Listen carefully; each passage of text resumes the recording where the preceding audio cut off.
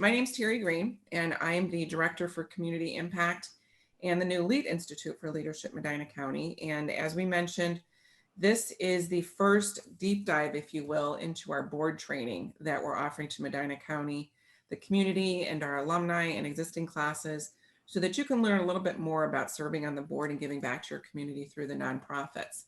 So today we're going to do a workshop on managing versus governing boards. And the experts that we brought in for you today from our alumni base are Klaus Meyer and then also Danica Zeiss. Did I say that, Danica? Is it Zeiss or Zeiss? Zeiss. Zeiss. Okay, so Danica Zeiss. So Danica is going to start us out, and she's going to tell us a little bit about the 3 stages of the life cycle of a board. And just to give you a little bit of background on each of the speakers, Danica is a global marketing manager with over 2 decades, and she doesn't look like she's even old enough to have 2 decades of experience at this point, but of international business experience. Her brand architecture strategies, creative campaigns, and new product innovation, her plans have driven sustainable, profitable growth for Fortune 500 brands and long-established family companies, right?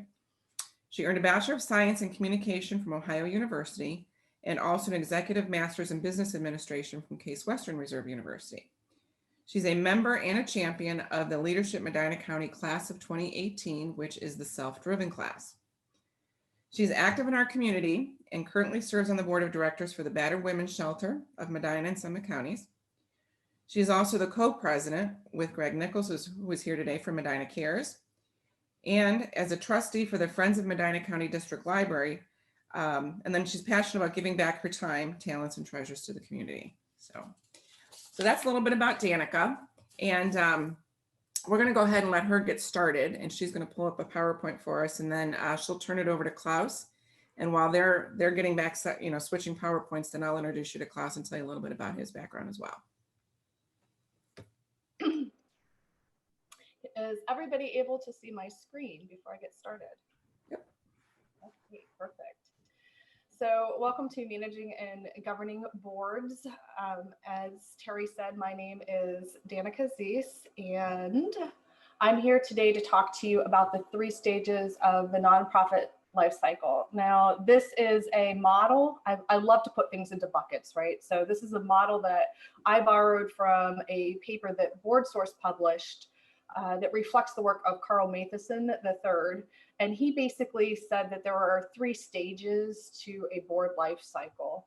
And that the first stage is the beginning of the life cycle, and the last stage shows maturity. And throughout that cycle, there are different board responsibilities, and the board composition might change. So in the first stage here, we have an organizing board or a founding board.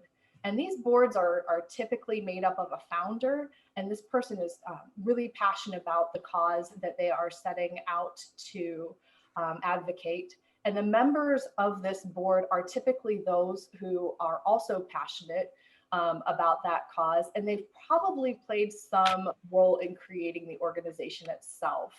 So this type of board is usually smaller, and it is made up of people who are pretty like-minded, and that makes sense because when you're starting something from ground zero, usually you need that type of momentum with people who are on the same page and can play off of each other. Now, the board meetings for this type of board, it's usually pretty casual, and the meetings can be very operational or task oriented. And it's an interesting phase because essentially the board members are volunteer staff members as well. They are going to serve on board, and they are going to also be doing a lot of the day-to-day functions. So if you give the example of financial review and financial documentation, it wouldn't be unheard of for this type of board to not only generate the financial statements, but to also review them. Okay, so there's a lot of broad generalities given there, and there's a little bit more to it when we'll unpack that later. In the second stage of the board life cycle, you have a governing board. And this is described as maybe being a larger board and there is typically a little bit more diversity on the board. And um, there's a lot of studies and there's a lot of experience that show that it takes a while for this type of board, especially when it's a new governing board, to really get its feet under the ground, for them to become cohesive and strong and dynamic. About 3 years is usually what it takes for this type of board to really come into their own. But on a governing board, the board members are they're really overseeing the work of the organization, if you will. They're responsible for approving policies, they're overseeing finances, they're maintaining the organization's integrity. So at this stage in the board life cycle, there's a balance that is forming or exists between the board itself and the executive director and the staff of the organization.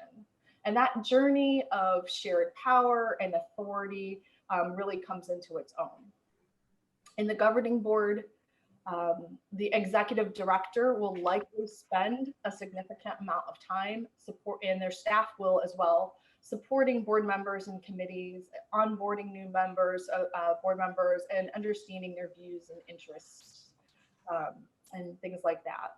Now, the third stage would be the institutional board. And institutional boards are often larger.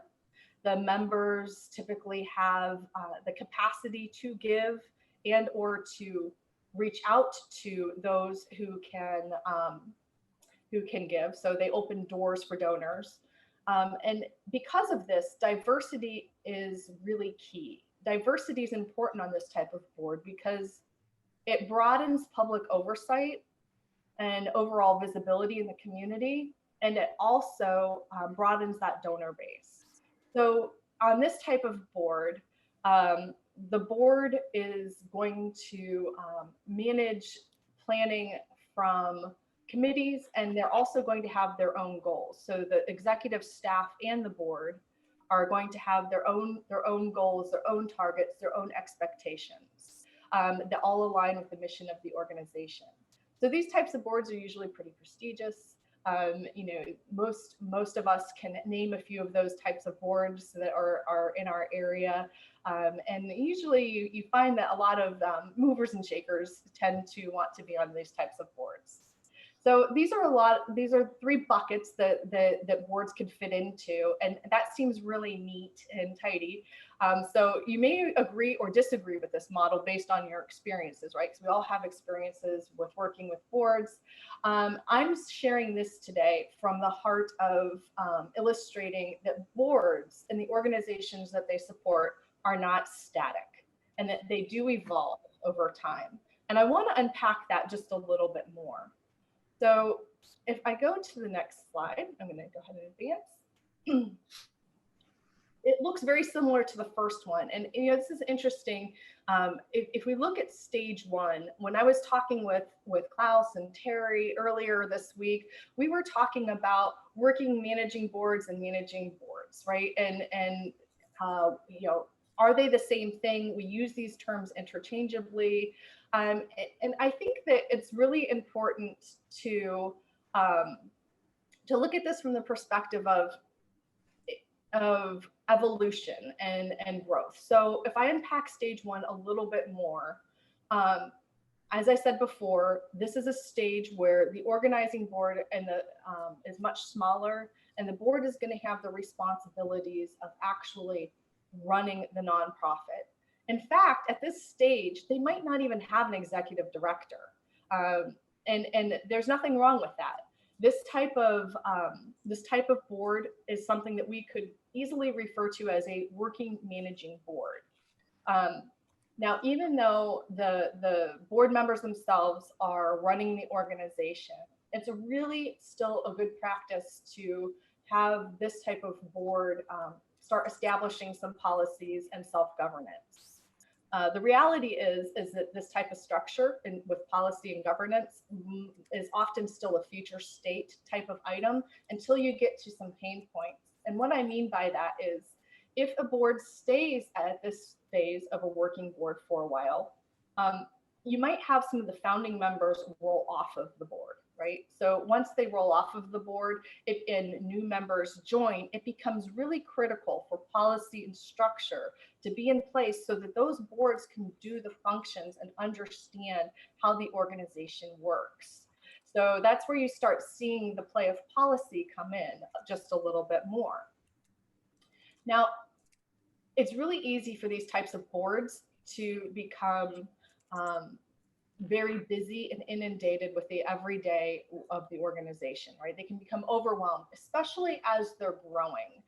So as they're becoming a larger organization, serving more clients, as they're trying to fundraise more, this is all taken on by the actual board members themselves. And if they haven't hired an executive director, then chances are now's a good time to do it, right? There's going to be that growth point in time where that has to happen.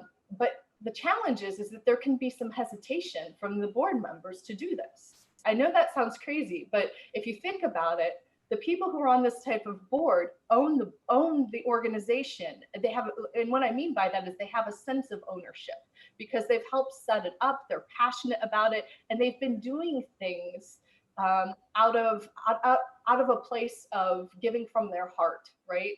And so there can be a little bit of hesitation to do that. And transitioning to work with staff can be a little bit difficult. You have the dynamics of building trust and things like that.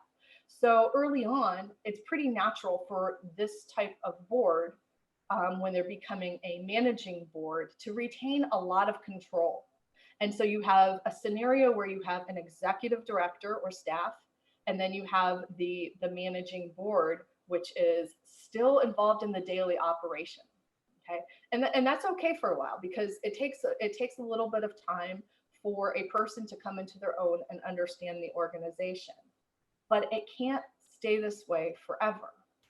And the reason why it can't is because people grow, right? So if you have an executive director and staff that is now confident in their roles and they want to take on more responsibility, then you get a little bit of a shift where the board and the staff, they might have some tension if you don't have policies and structure that you're putting into place. So there's a little bit of shift. And so what I'm looking at here in stage 1 is you go from a very informal place of policy to needing it out of necessity. And then in stage 2, you're looking at a more refined set of policy with policy-based governance. So going back to this natural tension point, which I'm going to highlight here as a growing pain. We're going to come right out and say it's a growing pain. It's natural. There's nothing wrong with it. Oftentimes you need tension in order to take things to the next level. But the key is for the board to recognize that the growth is happening and to be putting things in place, to be moving things towards policy-based governance so that the executive director and staff can start owning the day-to-day with the organization, and they have framework to do so successfully while still being accountable to the board. Okay, so all of this sounds really easy, I know, but the red dot, trust me, it's real. And I know many of you have felt the growing pains as you've been in different organizations where there's this push and pull. So changing from that managing board to a governing board is essentially meaning that the board members are shifting from performing the operational staff-like tasks to the role of governance and having responsibility for the overall overarching well-being of the organization. They're going to let the staff start handling the daily operation. There's a dynamic of trust that builds there. And if you stay in that phase of not having that structure too long, that's where you can see some of the opportunities for conversations and for growth, right? So you want to have a plan for moving through this phase so that it can be a very positive process. So when we all agreed when we had our conversation earlier, Klaus and Terry and I, we really looked at the managing board versus governing board, and we tend to agree that if the transition from a managing board to a governing board isn't aligned with the speed and the evolution of the growth of the organization and its staff, that's when you can have a little bit of conflict. So it's really important for I hate to use the word conflict, but that growing pains amplified. So you really want to focus on that. So with that said, Klaus is going to be talking with you about the ins and outs of policy-based governance. It's really the foundation for the governing board, but I want to share with you that it is the structure that a board can use in stage one as well, right? You don't need to make up policy from scratch. You don't need to make up this system without utilizing the tool set that's offered by governance or policy-based governance. So I'll go ahead and let Klaus get started. Thank you, Danica. So while Klaus is getting teed up with his slides, just a little bit of background about Klaus. He's got a lot of board experience, and you'll see here he's got some experience also in transitioning a managing / working board into a policy-based governance board. So Klaus Meyer is a graduate of the Leadership Medina County class of 2012. He is a certified financial planner with Raymond James and Associates in Medina, helping individuals manage and grow their wealth and specializing in retirement planning. And a little bit about his board work. He served on the Brunswick Chamber Board for 6 years and 1 year as their chairman. He served on the board for Royal Redeemer Church for 6.5 years and 3 years as their chairman. And I believe that's where he was first introduced to policy-based governance. And he served on the board for Building Hope for the City for 2 years. And just recently, he also served on the board for Leadership Medina County for 6 years and 2 years as the chairman, where he helped the Leadership Medina County Board transition to the policy-based governance. So that's why we tapped into him for his expertise. And of course, you've got Colleen here as well to talk to you about how that has worked for Leadership Medina County too. So without further ado, let me turn this over to Klaus and he can talk to you about the policy-based governance. Well, good morning, everybody. So, interesting, as Terry said, I was the chairman and Royal Redeemer for over 6 years, and it's a membership of over 1,500 people. And that's when I was introduced to policy-based governance. And I found it to be extremely efficient and very effective. And then, based on that, I introduced that to Leadership Medina County, the board of directors. We discussed it, we approved it. It took about a year for us to transition to that. And the results have been the same as far as I know, Colleen. Very efficient, very effective. Today is going to be high level. There's a lot of slides, there's a lot of information. Policy-based governance is simplistic, but it's complicated. A lot of components to it. So I'm going to touch upon them. I'm going to try to make this entertaining, but it's very dry material. So I hope you guys got coffee. I've got coffee. I was boring myself putting this stuff together, but it is very interesting. It is a fascinating. It's very fascinating once you see it work. I did most of this information here. I took it from a website that you can see. It's called Policy Governance 101. There's a lot of information out there, and this particular site just happened to really help me consolidate so we can stay focused on what the main points of it are. So, so that's where most of the information, or I lifted a lot of the information from them. So policy-based governance, let's get moving, let's move forward. So a lot of common board and staff issues, and Danica was even touching upon this. Some of the major conflicts or issues you see is role confusion, unclear boundary between board and CEO responsibilities, unclear expectations held by the board towards the CEO and vice versa, board decision-making, the making at the operational level rather than at the policy level, tension over authority exercised by the CEO versus that exercised by the board, CEO evaluations based on unknown criteria unrelated to organizational success. I can tell you from my personal experience, all of these I've experienced, not only for myself, other board, or being as the chairman. And it's common. It's very, very common. So in response to these issues, John Carver, he developed policy-based governance some 30 years ago. He served at various times as a role of a board member. He was the chief executive, and he was a consultant helping boards govern. And you can see the website if you want more information on John Carver. So two key concepts. What are policies? And we're going to discuss this real quick.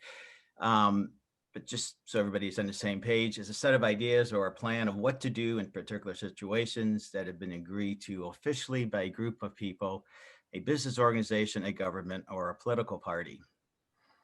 What is governance? And I find there's a lot of confusion sometimes. So governance is the way rules, norms, and actions are structured, sustained, regulated, and held accountable. The degree of formality depends on the internal rules of a given organization and externally with its business partners. And why did I go through this? Because the word policy-based governance, those are two key words in policy-based governance. So what is it?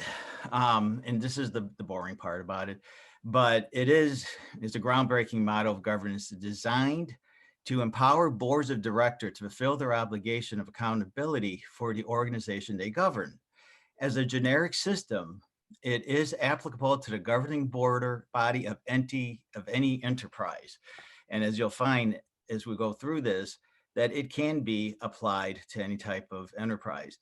The model enables the board to focus on larger issues, to delegate with clarity, to control management's job without meddling, to rigorously evaluate the accomplishment of the organization, to truly lead.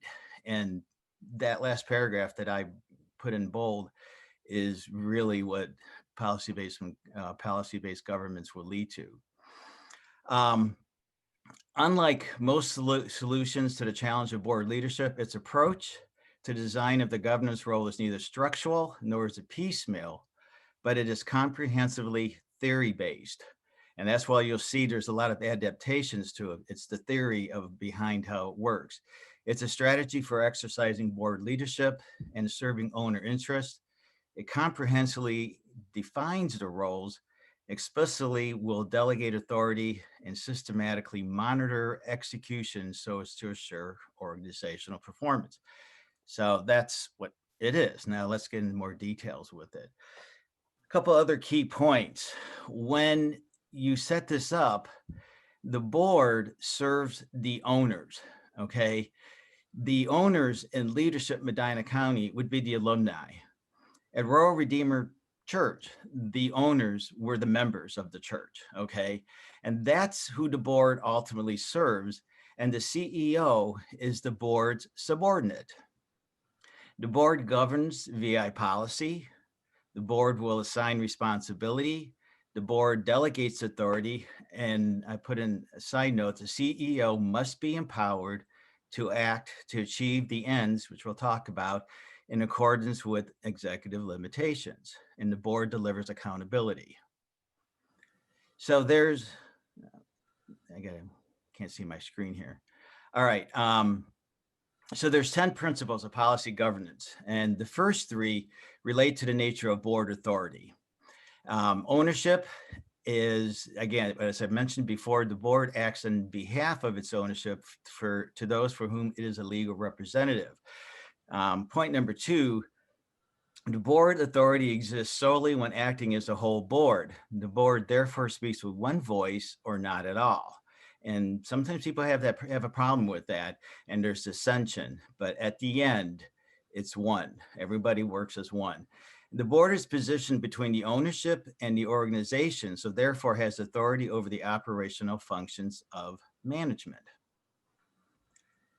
The next 4 points relate to the instrument by which the board authority is exercised. And we're going to unpack these a little bit right after we go through the 10 principles. There's what was called the ends policies. They're defined positively. Basically, it's telling the CEO what is to be achieved. Then there's the board means policy, which controls how the board operates and how it interacts with the staff. Then you have the limitation policies. Staff means are defined negatively, conditions that are unacceptable. The executive limitations is basically telling the CEO, these are the things that you can't do, and you can do everything else, okay? And the policy side, the board will always set expectations very broadly and then progressively in greater detail. The next three refer to delegation and how the board ensures accountability. There's delegation to management. The board delegates authority to the CEO. Number 9, any reasonable interpretation of board policy by the CEO is acceptable. And this is an interesting point because part of a board meeting is for the CEO and the board to review policies and to make sure everybody's interpreting them correctly. So because the CEO can interpret things differently, and if they're not on board, excuse the, with the board of directors, you have confusion. Monitoring, the board monitors performance rigorously against criteria written in policy. This last piece is probably very, very important because many times, especially when it comes to evaluations for CEOs or senior pastors or whatever, the board doesn't always know what they're evaluating. Now you have structure and you have something to evaluate against. So let's unpack a little bit further. So the policies by which the board governs, this is there's 4 sets of governing policies. There's the ends, there's executive limitations, there's a governance process, and then there's governance, management, delegation. So ends. Ends policies describe the purpose of the organization. It asks the question, what good the ownership wants the organization to do? What are the beneficiaries and what is the cost? With this, gotta move this over. With this essential guidance, the terms of the organization's success are clearly set, and the board can go about the main focal point of its self-defined job of monitoring the organization for the achievement of its ends. The executive similarly has clear guidance as to what is to be achieved for whom and what cost or relative priority. So I'm going to use an example for what we came up with. So leadership, when asked the question, what impact, difference, change, benefit, or outcome will be obtained in the lives of participants through the presence and operation of Leadership Medina County? And after careful deliberation between the executive director, the staff, and the board of directors, leadership came up with 3 of these. One was civic understanding, learning the history, the critical issues, current assets of our community, and considering implications for the future. Collaborative leadership, building leadership skills and knowledge, educate and expose to local leadership roles and responsibilities, encourage leadership involvement with the community. Number 3, network development, creating, offering, maintaining opportunities to connect to diverse leaders that represent all aspects of our community. These ends is what the executive director, in this case, Colleen, is everything that the CEO, all their actions, all their activities need to support these ends. Anything that doesn't support it shouldn't be done. Then the executive limitations, okay? This is really the guidance besides achieving desired, it's critical besides achieving desired ends. The CEO is expected to achieve those ends without violating restrictions defined by the board in the executive limitations. They provide limitations on the freedom of action of the executive deciding how to go about achieving ends. Rather than telling the executive how to function, limitations tell the executive what is not acceptable, either legally, morally, ethically, or prudentially. Executive limitations is the way the board, quote unquote, will manage the CEO, because they're basically saying, okay, here's the ends and here are the things you cannot do. So as an example, and this is not only for leadership, this tends to, this is a common one. Financial condition. With respect to operating leadership in a sound and prudent fiscal manner, the executive director shall not jeopardize the long-term financial strength of the organization. The executive director shall not borrow any money without approval of the board. Conditions for borrowing of money shall not fail to include a plan for loan repayment. The executive director shall not construe the board's approval of credit cards as permission for additional borrowing. Now, let's say, for example, point A wasn't in a limitation. The executive director shall not borrow any money without the approval of the board of directors. It's not there. The executive director decides to borrow $20,000, and 3 months later, the organization's in trouble. The board has a meeting. Can the board hold the executive director accountable? No, there wasn't in the limitations. So you lick your wounds, you move forward, and then you say as the board, geez, we need to add a new limitation. The executive director shall not borrow any money without the approval of the board of directors. Maybe the board of, maybe the CEOs decides they're going to buy a car, and there's nothing in there that says they can't do that. So the limitations are very fluid. They change. And as you build a trust between the board and the executive director, sometimes the limitations start to diminish. You don't need as much. You have a greater trust level. So then there's the governance process. This is more applying to the board itself. So this important part of the board's guidance to itself constitutes a key to the self-discipline which the policy governance provides to the board. In other words, governance process policy describe how the board will operate and institute the principles of policy governance for its own purpose. I'll give you an example. Now, I'm not going to go into all these details. It's pretty complicated, but basically one of it is the board job description. So if you would read through all this, it just basically tells you the board says, okay, this is what we expect out of a board member. And then the board says, and we're basically going to be a policy-based governance. And it says we're going to do the ends, governance, board staff, so all the expectations are there. The board writes it up. And one of the things is that the board on a yearly basis needs to self-evaluate itself and saying, hey, are our policies and how we manage ourselves or govern ourselves, do they need to change? Are they efficient? But they need to be reevaluated and make sure they're still pertinent. Then the last piece is the governance management delegations process. This is how the board will interact with the CEO. So it effectively delegates authority to the CEO to perform the management function, while the board itself takes care of the governance function. This also determines how the CEO evaluation is performed, and that the board considers the performance of the organization and that of the executive to be identical. So this is, again, it's a really important piece. Being a chairman on different boards, sometimes I find is like, okay, time to do an evaluation, and the board would be like, oh yeah, executive director is doing an awesome job. Based on what? Did we hit our expectations? Well, the budget came in, okay, that's just a standard.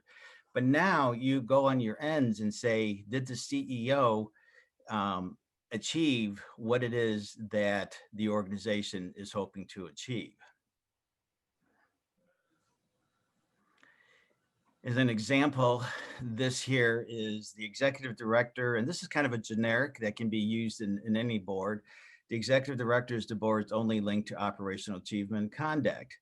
The bullet point behind it says the board will never give direction to persons who report directly or indirectly to the executive director. And it's interesting. So like at Royal Redeemer, they have a staff of like 60 people. Could you imagine if if board directors decide to go to different employees and tell them what to do? No, that is solely up to the CEO. The board only works with the CEO or the executive director or the senior pastor, whoever the person that is the direct subordinate of the board. So summary, the board governance, the executive director manages. Board decisions are policy decisions. Policies are nested starting at the broadest level. Board designs its own product, processes. Board forms a safe, empowering linkage with management.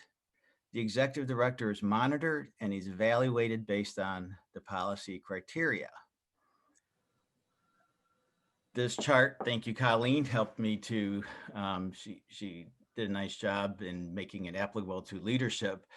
But if you look at the 8 stages, okay, of a board, and what are the different tasks, the first one is the board's the board's domain, which they establish the ends and the limitations.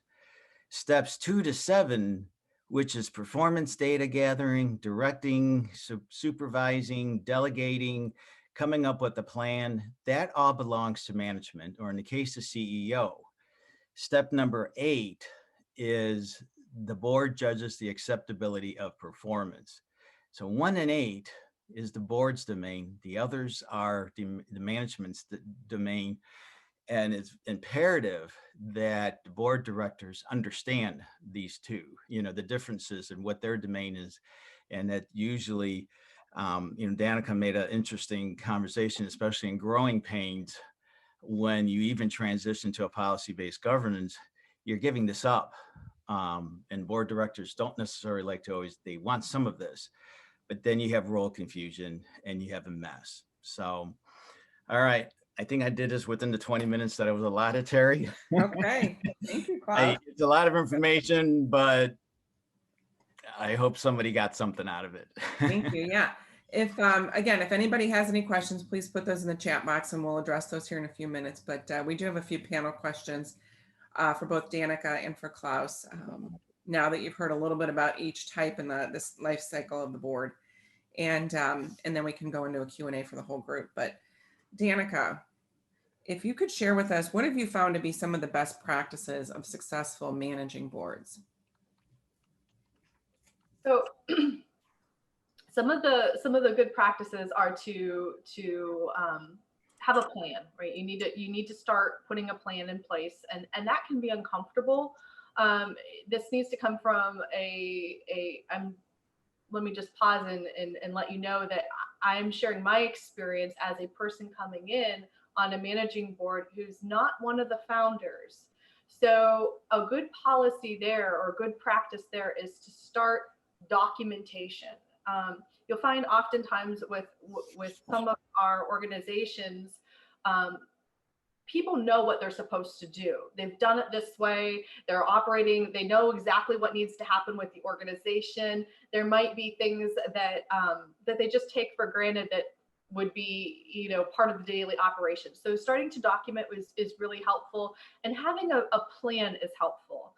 So, knowing where you want to be as an organization in 1 year, 2 years, 5 years. In a managing board, if you are a working board, which is what I was basically describing there, you're going to want to start to make sure that you have identity and direction, and that your board members are all active. And what I mean by active is that they're all participating and contributing in the committees that might be formed, or in the day-to-day functions. There's really not any room on a working board for somebody who's not rolling up their sleeves and doing that, right? The other thing is, when you are more in a managing board situation, and I'm making this distinction, you may or may not agree with the distinction between a working managing board and a managing board, but here I'm talking about when you have that executive director and you have that staff. I think it's really important to make sure that you're putting in the planning to start adopting policy-based governance sooner rather than later. If you can get ahead of that by putting policy-based governance in place as part of the plan, then that's really helpful, because that transition is crucial. Best practice with that, I would say lead with compassion and empathy.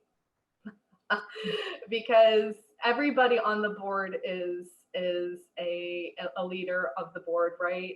And we all have to come from a place of understanding the feelings and emotions of other board members as well as the staff, right? Because there is real confusion. Just imagine this scenario. You're on a managing board and you're also volunteering in staff roles. So in that scenario, you are working for an executive director because you're volunteering in a staff role, and you're also managing the executive director. That's a challenge, right? So that's why you want to, in my opinion, have a plan to move out of that phase methodically and systematically. And you might see some turnover in the board at that time as well, or things like that, just because people start rolling off and things, and that's natural. It's just part of growth. Did I answer the question adequately? Or is there any other aspect? I think so. Does anybody have any questions that they'd want to put in the chat box? Happy to. So we've got did you see Rob's question in the chat box, Terry?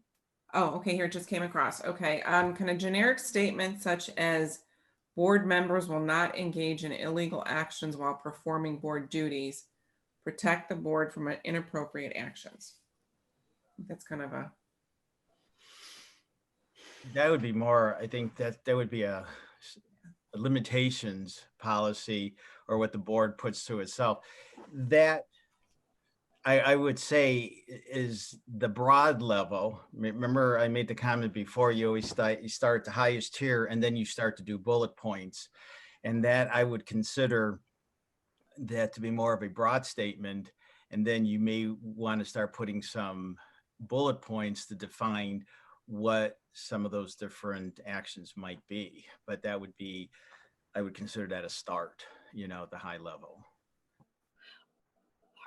Part of that too can be covered under the organization's bylaws. So you would want to have that reviewed by an attorney to make sure that the language is there. But if I draw on the conversation last Friday, there was a statement made that boards themselves are actually protected, in their actions unless there's an illegal activity. So when you look at that, there's fiduciary responsibility that a board has, and I think this might fall under that category.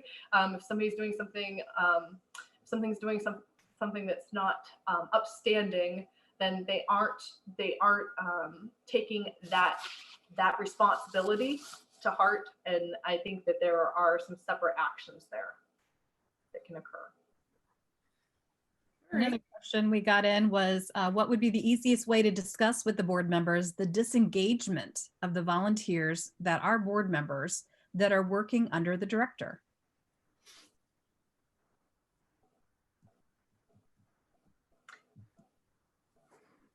Repeat that question, Colleen. Absolutely. So what would be the easiest way to discuss with the board members the disengagement of the volunteers that are board members that are working under the director? So that's more of you're talking of a managing board. Yeah. I would probably refer that to like Danica. There might be. I think this is a crucial conversation. So there are some tools that can help you with this. I highly recommend that structure for having a crucial conversation. This is coming about because of roles not being clearly defined, right? So this is that tension that we were talking about, and Klaus had talked about how there can be confusion, so if you need to have, if there's disengagement, then you need to understand maybe why. And it might be confusion as somebody might be trying to actually let go of the reins, if you will, of certain things. If they've always been the doer, they might step back, but they might step back too far. They might be disenchanted for some reason of something that's happening because there's not role clarity. So having conversations and being open, it's a time for people to, you know, put things out on the table, look at the opportunities at where they are, adjust, and make sure that everybody can recalibrate and embrace the roles at that stage and move forward in a positive way. Conflict's not bad if it's resolved, right? So having that good conversation can help with that. I would add to that also, and you kind of touched upon it, Danica, in a way. You have to establish again when to that question, what kind of board are you? You know, what is your structure? And that will start to define what the roles are. So when I looked at that question initially, it seems like, is it a managing board? But those issues are also where you do have a CEO and you have, as we talked about, role confusion. And so it has to be explicit as far as who does what and what are the responsibilities. Policy-based governance definitely addresses that. But you have to determine, you know, what kind of structure are, you know, when you're asking that question, what is the structure of the board? And then you can answer that question appropriately then. So. Okay, we do have another question here from Eleni. Here's a question around who the board serves. For example, is LMC's ownership the LMC staff in addition to the alumni? I think that's the policy-based governance. That's policy-based. It's a good question. Who's the owner? Yeah. Who pays the dues? You know, who's our customers? Okay. So when you go back and in one of the first slides, you determine who the owner is, and the owner in this case is the alumni. They're the ones that are paying the dues. They're the ones that, you know, went through the class. They're the ones that are supporting leadership, and they're giving the responsibility to the board to ensure that leadership continues to move forward. The staff and so actually not the staff, but it's the CEO is the subordinate of the board of directors. So if you had if you had some kind of a continuum, you would first see on the top are the owners, are the alumni, then there would be the board, then there would be the CEO. And the board is the intermediary between the owners and the CEO, and the staff works for the CEO. So hopefully that clarifies. And that's a good question. And that can be applied, like even at the church, at Royal Redeemer, who were the owners? The members of the church. And the board, same identical situation. They're the intermediary. So.